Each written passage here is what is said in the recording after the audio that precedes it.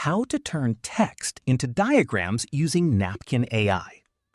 First, open your web browser and go to napkin.ai.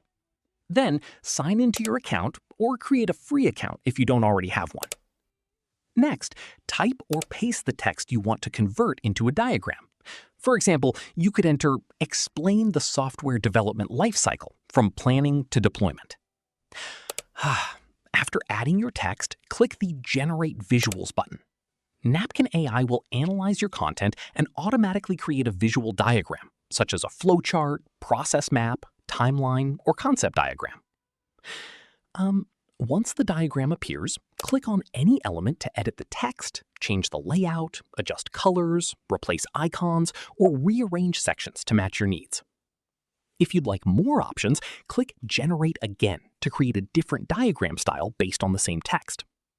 Finally, click Export and choose PNG, SVG, or PDF to save your diagram. That's it! You've successfully turned text into a diagram using Napkin AI. If this tutorial helped, don't forget to like this video, subscribe, and hit the notification bell for more AI tutorials, productivity tips, and easy tech guides.